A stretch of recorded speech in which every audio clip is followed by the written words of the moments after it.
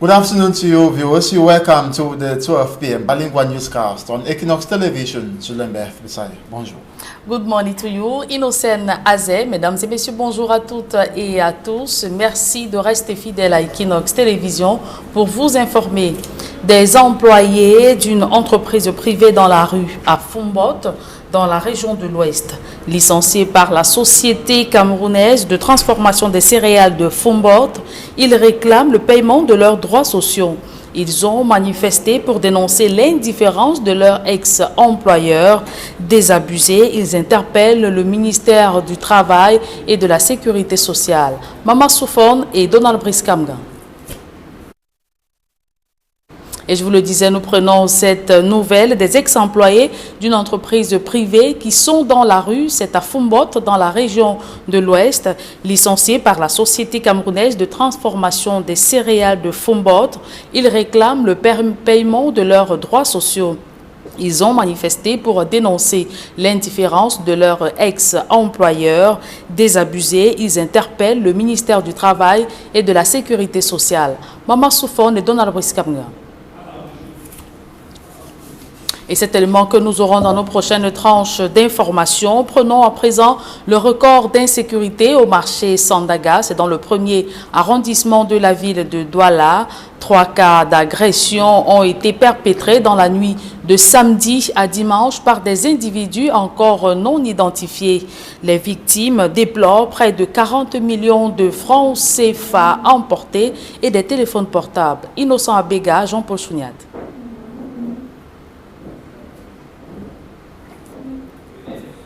Et je vous le disais, ce record d'insécurité au marché Sandaga, dans le premier arrondissement de la ville de Douala, 3 cas d'agression ont été perpétrés dans la nuit de samedi à dimanche par des individus encore non identifiés.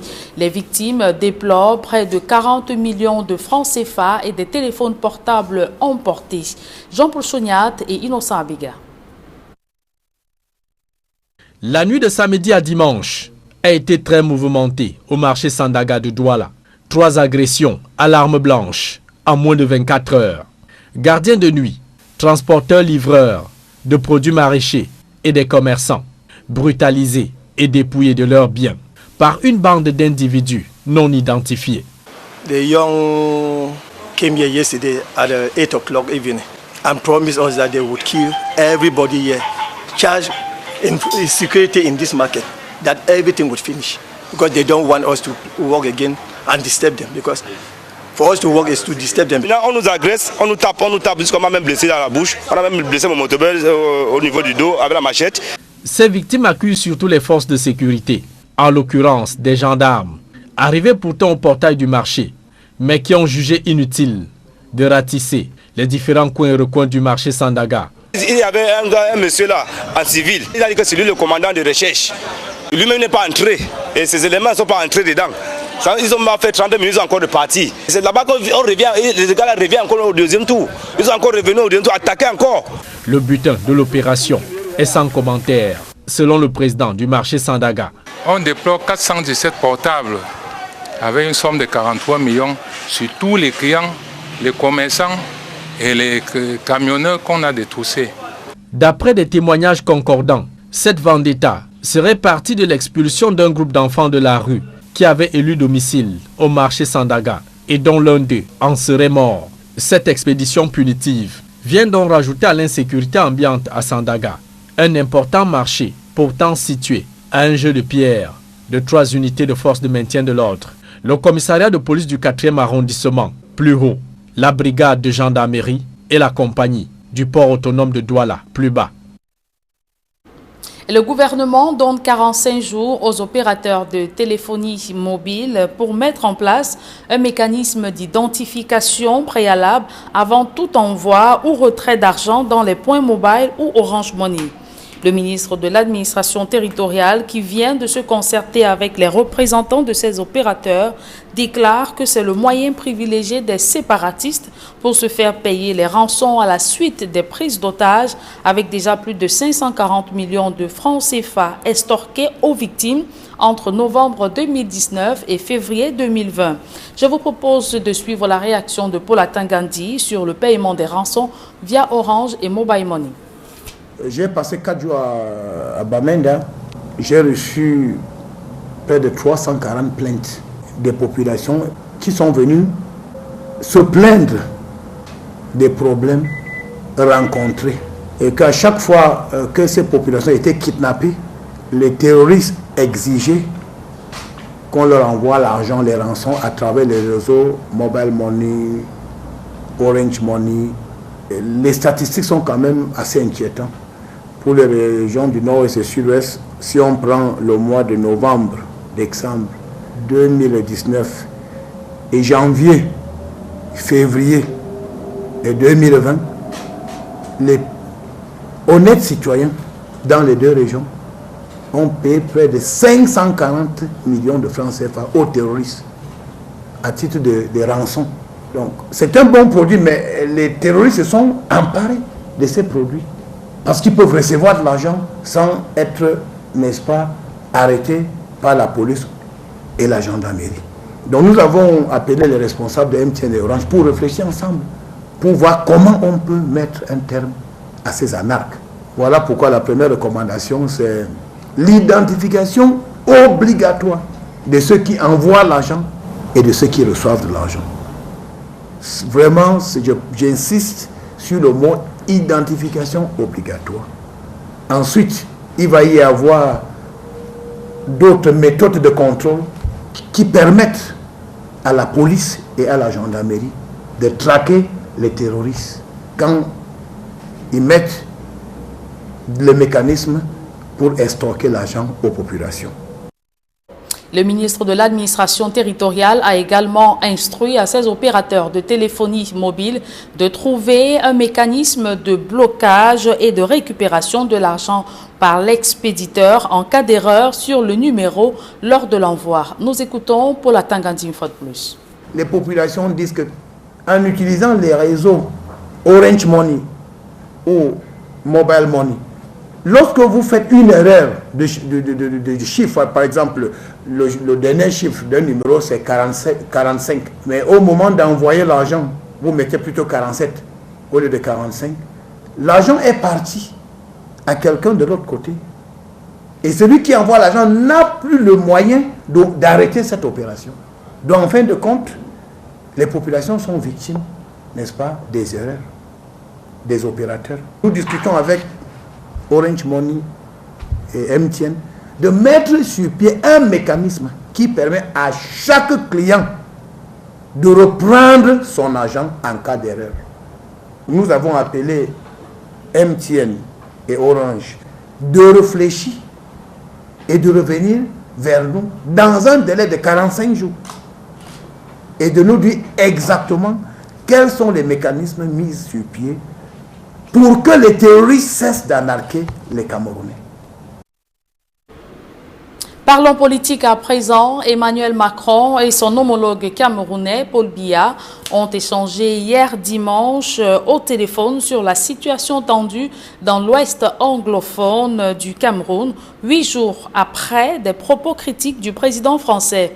Au cours de cet entretien téléphonique, les deux dirigeants se sont accordés sur la nécessité d'une enquête impartiale en réaction aux violences commises contre des populations civiles dans le village de Ngarbo, c'est au nord-ouest Cameroun. Le 22 février dernier, l'on se souvient qu'Emmanuel Macron avait promis à un opposant camerounais qu'il avait interpellé en marge d'une visite au Salon de l'Agriculture de Paris de mettre, je cite, le maximum de pression, fin de citation, sur le président Paul Biya pour que cessent des violences au Cameroun qui sont intolérables.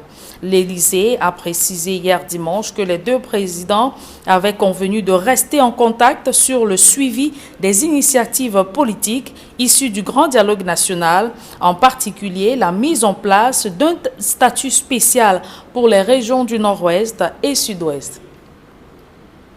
Évoquons à présent les doléances des agriculteurs de la Haute-Sanaga et du Mbamekim.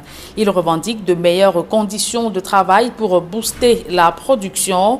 Ils ont exprimé leur ras-le-bol au ministre de l'Agriculture, Gabriel Mbaye-Robé, en visite en Cotin et en Thuy. Plus de détails dans ce reportage de Rodrigue Ngassi à Xéré. En visite en Cotin, dans le département de la Haute-Sanaga, et en Thuy, dans le Mbamekim, le ministre de l'Agriculture et du Développement rural est accueilli par une pluie de doléances. En Thuy notamment, le délégué départemental du Minader dénonce l'occupation de certains bâtiments de la ferme agricole par d'autres administrations. Et comme si cela ne suffisait pas, sur près de 100 hectares au départ, la ferme n'est plus établie que sur 8 hectares. La pression foncière est passée par là. La ferme au départ avait une superficie de 100 hectares. Voilà. Et aujourd'hui, la ferme a comme superficie de 8 hectares. Donc nous avons fait face aux pressions foncières. Tel que vous pouvez constater, il y a les bâtiments un peu partout et même des écoles publiques. Alors, en dehors du foncier, la ferme a un bâtiment, vous voyez, qui est occupé par le chef secteur, Sodekao, et le chef de ferme, avec son personnel. Plus haut, nous avons également 3 autres bâtiments. L'un d'eux est occupé par le ministère de la formation professionnelle. Vous aurez l'occasion d'apprécier. Aussi, nous avons la Sodekao qui produit les plants sur le site de la ferme et une superficie de 4 hectares de palmiers à huile qui a été également mise en place. Le maire de la commune de Thuy, pour sa part, appelle de tous ses voeux l'avènement d'une agriculture de seconde génération. Il plaide afin que les agriculteurs bénéficient d'intrants pour booster leur production.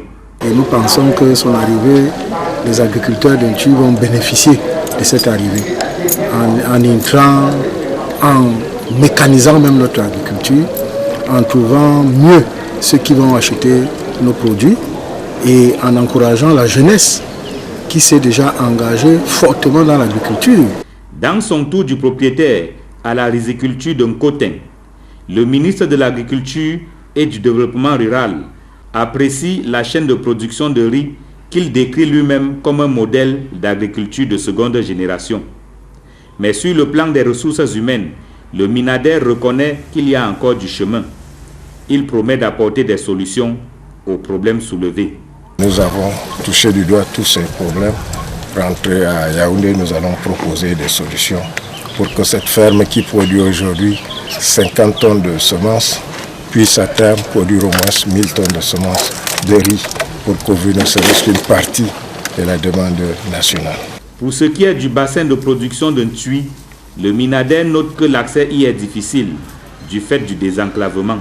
Nous sommes venus constater de manière pratique le désenclavement de ce grand bassin de production. Et nous sommes venus voir dans quelle mesure nous pouvons réhabiliter les fermes semencières pour compenser le déficit que nous avons en plants de cacao. Aujourd'hui, nous avons, bon an, mal an, entre 8 et 9 millions de plants de cacao, alors que la demande est de 20 millions.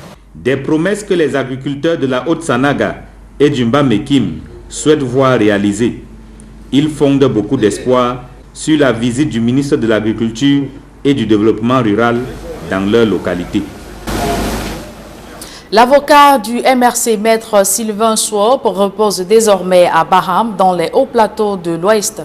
L'avocat au barreau du Cameroun a été inhumé le week-end dernier en présence de ses pairs et militants du mouvement pour la renaissance du Cameroun, avec en tête de file le professeur Maurice Kamto, président national du MRC. Le compte-rendu de ce dernier voyage de maître Sylvain Swop avec Leclerc Taken.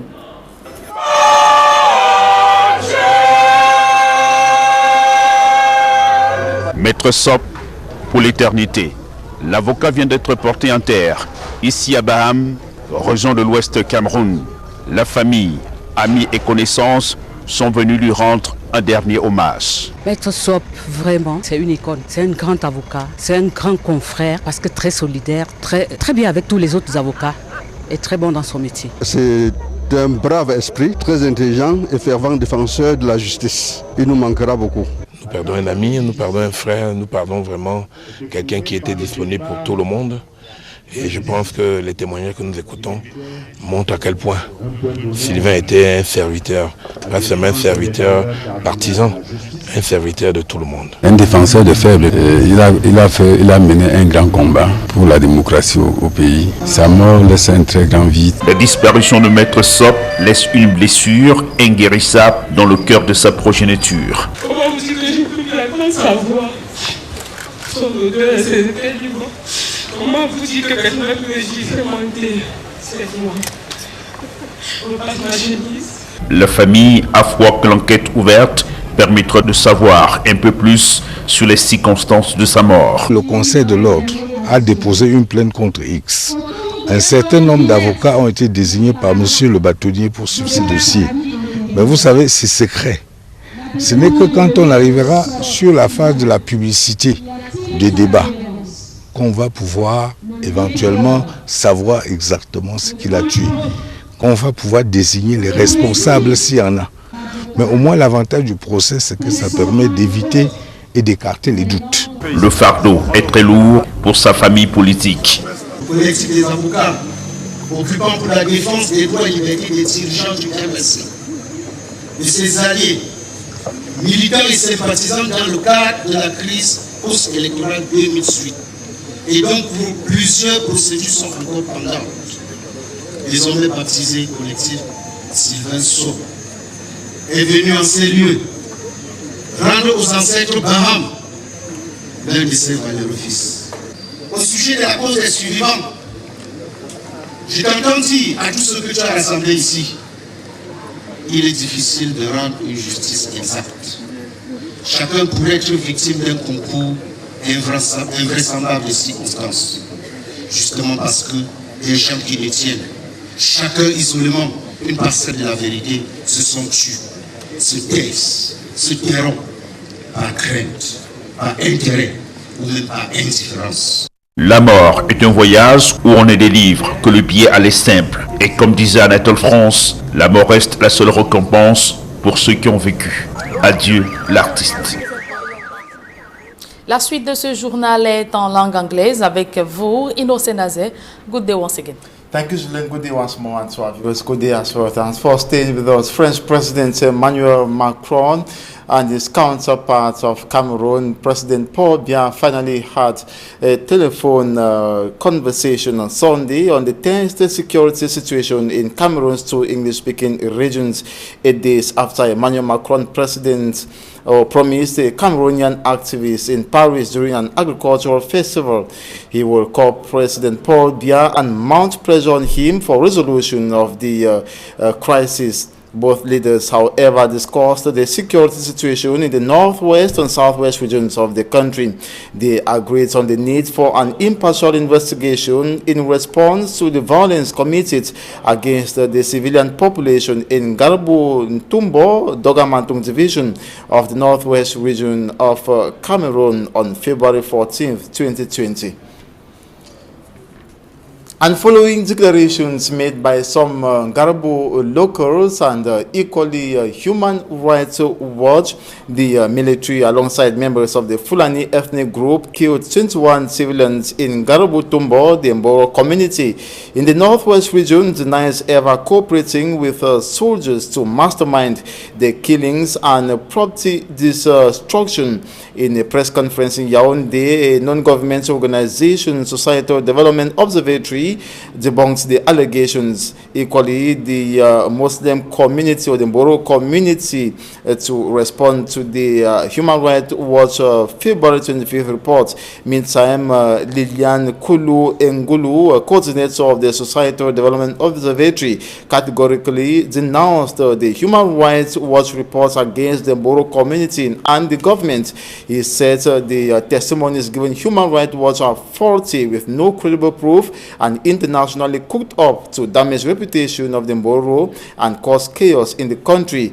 The Mboro representatives particularly castigated the actions of the separatist fighters who are reportedly at dagger drawn with the Mboro community. The Mboro representative said Mboros are not sellouts, noting that separatists had caused enormous harm on them. They, however, acknowledged that there have been isolated cases of misbehavior from a few Mboro individuals, which cannot be generalized.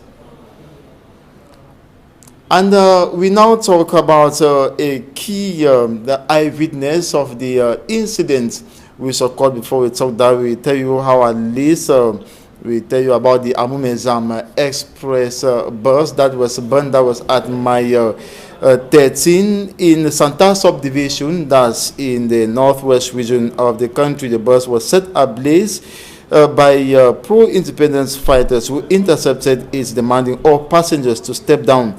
Gunshots were fired shortly after the incident. It is alleged the bus driver was taken away while the passengers were stranded without belongings, as they all were consumed in the bus by the fire. It is not the first time the agency has been targeted by separatist fighters over claims. The agency has been cooperating with governments or aiding government's activities, and the recent arson attack on the bus is unknown. The reason is yet to be known. And we now talk about the stakeholders involved in public contracting who have been reminded of their obligations to deliver quality services to the population. The information was sent across during a workshop to launch a project on amplifying civil society voice for quality service. Immaculate Fogwe reports. Several years, the public contract sector and land titling sector in Cameroon have been experiencing several setbacks due to corrupt practices carried out in the sector. This has resulted to the poor execution of projects, and in some other cases, the projects are abandoned with no one raising fingers at the defaulters. A workshop organized by the Northwest Association of Development Organization brought together civil society organizations, stakeholders of public contracts, and land tenure representatives for them to discuss on better ways of improving the quality of delivery and equally denounce poorly executed contracts, thus facilitating the acquisition of land. Nobody's left behind, either the youth or the old. Nobody's left behind as concerned acquisition of land in Cameroon. We all know the government is the custodian of all lands in Cameroon. But as the text says, to go through direct registration, you need to be born before the 5th of August 1974. I want to say that is not a limitation, because the youths are not left behind. They that were not born before 1974, they can go through concession. So we say nobody's left behind when it comes to acquiring land. According to the officials, following the right procedures is the loan assurance of acquiring land in Cameroon. I want to say the procedure is not compulsory, that is corrupt, just that they are not aware of the procedure or what it takes to acquire a land through concession. So I want to advise all the youth to go to our offices, be it wherever in Cameroon, or we have our manual guides online that they can go through and know what it takes for them to acquire land. The workshop intends to strengthen land tenure policies and the respective contract terms by Cameroonians. And the U.S. health experts in a press briefing explained how the U.S. government has assisted Cameroon in developing screening strategies at ports of entry, preparing laboratories and quarantine centers, supplying test kits and training rapid response teams in all 10 regions who can respond to any kind of disease outbreak. U.S. health assistance also assisted Cameroon in fighting a host of other diseases such as HIV and AIDS, malaria and tuberculosis. And the Minister of Public Health says that it is mobilizing with these U.S. supports to be combat ready as a case of the COVID-19, as the coronavirus has been confirmed in Nigeria. Minister Manauda Malachi has called on the population of the 10 regions of Cameroon to be vigilant and adhere to preventive measures. And now here are results of match day 25 of the Professional League One Championship play in stages across the country. Sunday, Young Sports Academy of Bamenda beat Canon. That's 2-0. PWD of Bamenda and Edzing separating a 3-3 draw. Avion bouts to Future FC 0-1. Bambutu Santone Kalara Football Club separated on a 0-0 tie, while Dragon bouts to Cotton Sport of Garwa 0-1. And in other scores, still UMS of Loom, or rather Stade Renat, beats Panther, that is 2-0. Fuvu, that trashed Colombe, that's 3-0. UMS of Loom and AS Fortuna equally ended on a 2-2 draw. Arpegis and Union of Douala will be locking horns. That will be today at 3 p.m. And on the classification table, Cotton Sport of Garwa leads with 42 points, followed second by Colombe with 42 points as well, while PWD of Bamenda comes third with 41 points. And that's it for this 12 p.m. bilingual newscast on Equinox Television. Thanks so much for watching. Do have a wonderful day. Je l'aime bien, nice day as well. Merci. Je vous souhaite également une très belle journée. Innocent Azé, mesdames et messieurs, merci d'avoir suivi cette édition bilingue du journal. La suite des programmes, c'est sur la meilleure des télévisions.